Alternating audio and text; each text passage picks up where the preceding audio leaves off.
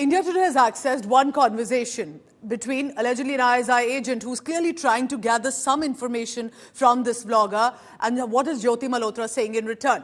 Now, the agent appears to ask Jyoti Malhotra, when you went to Atari, the Atari-Wagah border, who all received a protocol there? Now, this ISI agent, remember, is not directly an ISI agent, possibly a friend, an acquaintance, someone who you have become close to over the past few months. Now, Jyoti Malhotra appears to respond with a question saying, who received it? I didn't get any. I didn't get any protocol, and I don't really understand what you're asking. Then he goes on to further ask very clearly, did you spot any undercover person? We can usually tell by observing who gets a certain protocol. And then Jyoti Malhotra respond to that, no, it wasn't that obvious. Now, this is an odd conversation to be having with someone who you're just in communication with regard to Pakistan or the High Commission. There's no clarity in it who was being referred to, but there was at Atari Wagah, the visit, her vlogs are on evidence on that, who was trying to understand if someone was receiving a certain protocol there. But now what are the agencies trying to ask? She's in custody. According to information coming in, she's not very cooperative, but the line of questioning is very direct and very strict when it comes to what exactly happened. Question number one, who helped you in your Pakistan trips? Not once but twice when you visit Pakistan in and out. It's not that easy, let me tell you. So who was facilitating those visits in and out of Pakistan? How and when did you meet Danish? Danish is that one man as kingpin, now expelled from India. His background is being linked to clearly some of these accused.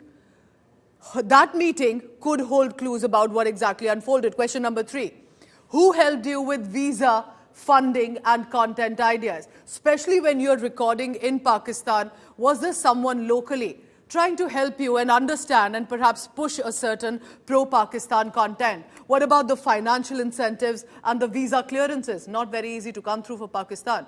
Why did you extend your Pakistan visa in 2024? She was on a visit, rightly so, but then she overstayed for 1 more month. Why? Who did she meet in that 1 month when the visa was extended, and why was the visa extended for her? Who decided, question number 5, the tone and messaging of these pro-Pakistan videos? This is very important. This is to help understand, was someone perhaps encouraging her, expecting her to push a certain narrative? Then, it is in the aftermath of the Pahalgam massacre on 22nd April, a video of hers has emerged where she's asking everyone to be cautious. Everyone is possibly being blamed, as much the citizens who have to be careful, the government, the Indian Armed Forces. But not once does she mention Pakistan, where clearly the evidence shows that Pakistan was behind the Pahalgam massacre. So this question is being put to her to explain, why did you blame everyone else, especially even the armed forces, but not as much the country of Pakistan? Did you speak to any Pakistan agent after the Pahalgam massacre? Because remember, after a certain brutality and crime of that nature, there can be a realization. But if she was still in communication with someone from Pakistan, that is bound to raise questions. What about some of the encrypted devices, deleted messages on Telegram, WhatsApp, Snapchat, and other social media applications? Now comes a direct question number 9. Did you do a certain recce or religious sites of border regions? Now, that border region can as much be in Pakistan, but of course, most likely referring to India. Was there a certain video done of any of the locations, sensitive, religious, otherwise, that if not directly, if knowingly or unknowingly, could have helped Pakistan? This is very important. I want to bring in my colleague Shreya Chatterjee on this. She's in fact constantly ensuring that she's trying to get further information on that from the investigators. Tell me about this, because I noticed, Shreya, very clear line of questioning. It should be very easy to accept, deny, explain. What are you picking up about why these questions and how has her response been? Well, Pooja, it all pans out during the timeline of her established contact with Ehsan ul Rahim, who is also alias Danish, the Pakistan embassy official now announced as persona non grata. Apparently, we've been told by our sources that for almost 17 months, there was an active contact between both of them. That is being largely looked at the time period whether Ehsan was allegedly developing her into a deep asset. These are words used by the investigative agencies who are right now looking at her case. They are looking at a textbook example of how hybrid modern warfare is being used to push soft power narrative. And that's exactly the entire line of questioning, whether she was in direct contact with these officials, whether line of her videos was sent, whether she was getting directives, whether this was in form of encrypted videos, any kind of message formats, or also her entire timeline with Ehsan is something that is under the role of investigation. This is a multi-agency investigation, including Haryana Police, NIA, IB, as well as the military IB. And clearly, it's interesting to see how it plans out, because remember, as we continue to talk about Jyoti's case, this is not just one. We have at least 11 similar more arrests that have taken place across Haryana, Punjab, and Uttar Pradesh, who are equally under the radar of, parallel such networks that were also being developed. Because this is something which is an interesting case and highlight, especially after the entire Pahalgam attack and Operation Sindhu. This is how the country is also prepping itself as their method of counterterrorism to preempt any such incidents in the future. If at all there are sleeper cells active, these are all part of these operations that we will continue to see in times to come. Stay on with me, and thank you for these updates that are coming in. And remember, we maintain this is a developing story, as Shreya is also maintaining. It's a part of investigation, but the charges are too serious to ignore, especially at a juncture when we've had a Pahalgam massacre, when Pakistan constantly is aiming to do much worse and at least protect its narrative, and best would be via Indian assets. But why is this Danish name constantly coming in? How is that connected to Jyoti Malhotra? Here's what I have from the investigators. Multiple names. Danish, if you may call him, Ehsanur Rahim. He's a Pakistan High Commission staffer. Now persona non grata, has been expelled from India. He came in contact through someone with Jyoti Malhotra, who's a Haryana-based YouTuber.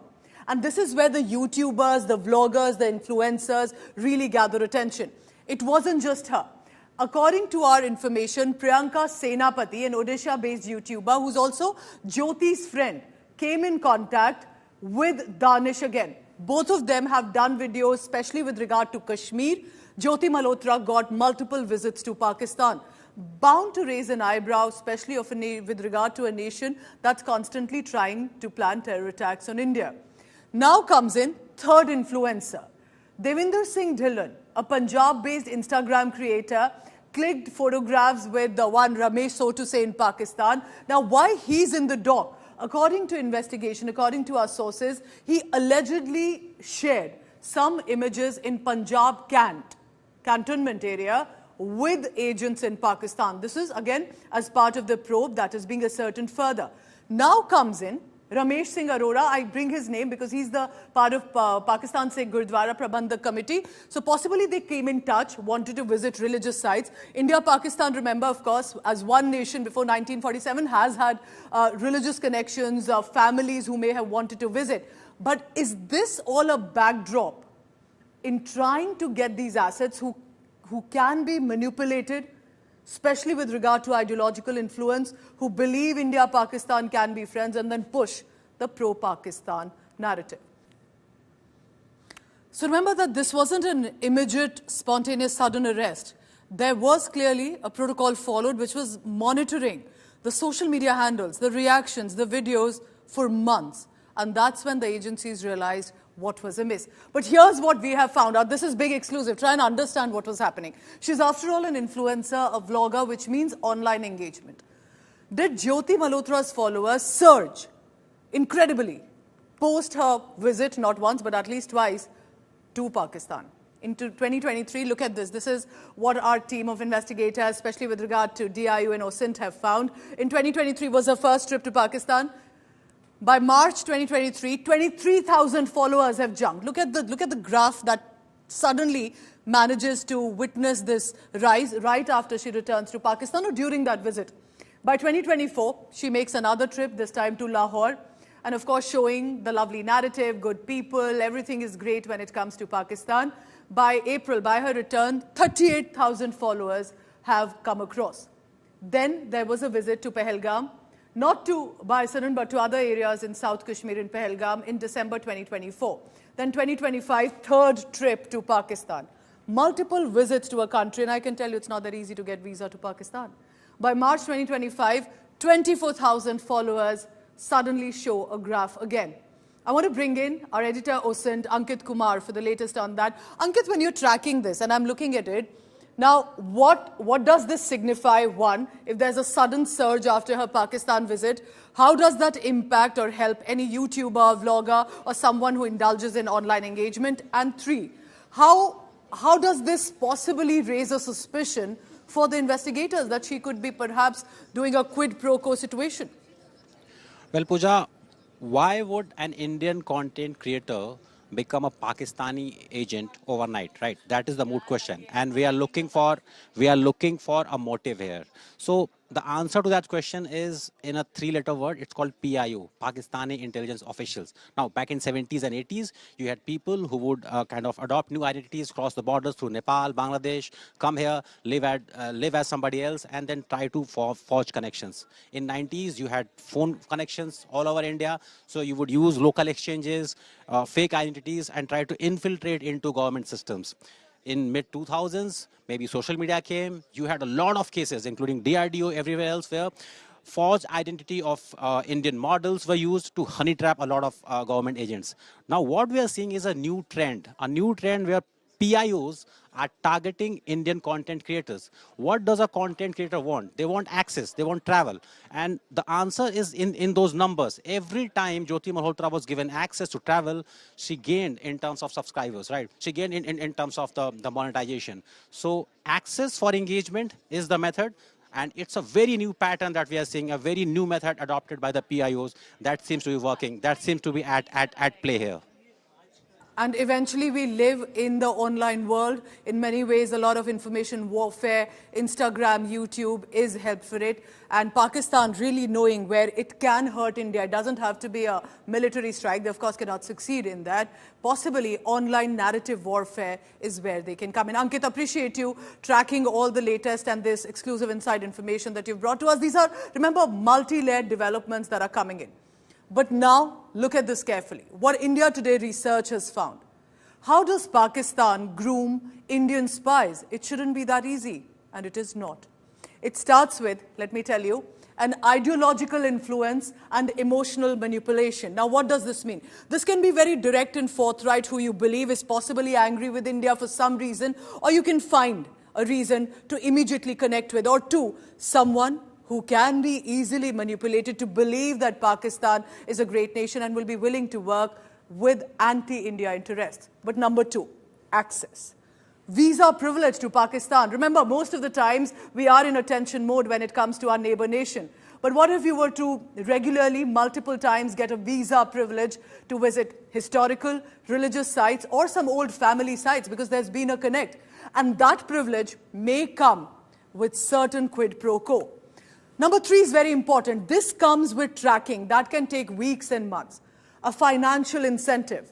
It can be a free trip, a vacation at an international level. It can be to someone against poverty who needs assistance. That's where financial incentive comes in. Pakistan agents are tracking all of this online. And then, if you manage to come around Pakistan, its network, access to VVIPs. Mariam Nawaz, isn't that easy to have an interview with? That's what a Jyoti Malhotra YouTuber from Haryana managed to get. Number four, there is then recruitment for specific skills. Please understand, it's not just about going to a military camp area or revealing national security. You don't have to be in the armed forces. But what kind of skill can you have? Photography, that can help with recce. A pro-Pakistan content, that can help push a narrative warfare in favor of Pakistan. And that is what is done with online tracking. And then comes in, of course, this is usually in the end, and this is usually with someone who could be in a position of influence or power.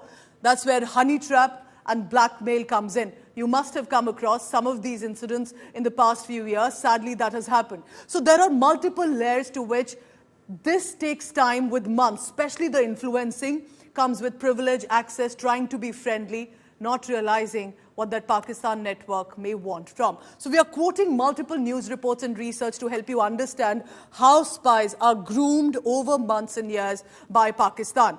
And there's a reason I bring this to you. Like I said, it doesn't have to be a military intervention. Remember 26/11, how Pakistani spies managed to help with recce. And these were known operatives. Lashkar-e-Taiba is based in Pakistan, we're all aware of it. But remember David Coleman Headley? Now, David Coleman Headley opened a travel agency in Mumbai. He came as a travel agent so that there could be perhaps more facilitation that could be done, not just with Pakistan, but other countries. It was only a front for his other terror activities. He wanted a base in Mumbai. Someone locally, sadly, clearly helped him. Then Tahawur Rana, till then was helping David Coleman Headley and others in providing logistics, communication and contacts here in India. Eventually, he also landed up and stayed at the Taj Hotel, did recce in 2008. Eventually, all of this led to 26/11 terror attacks. Both of them didn't have to do anything directly, but they were willingly a part of the terror network. Now, the spies, remember, usually at a heightened level work like them. Sometimes it's unknowingly, or like I showed you, the incentives that come in and unknowingly can be helping Pakistan. And this I'm quoting, of course, from the NIA chart sheet. It's very important to help understand how Pakistan is grooming spies. Be very careful, cautious, who you're interacting with online and what could they need or want in return.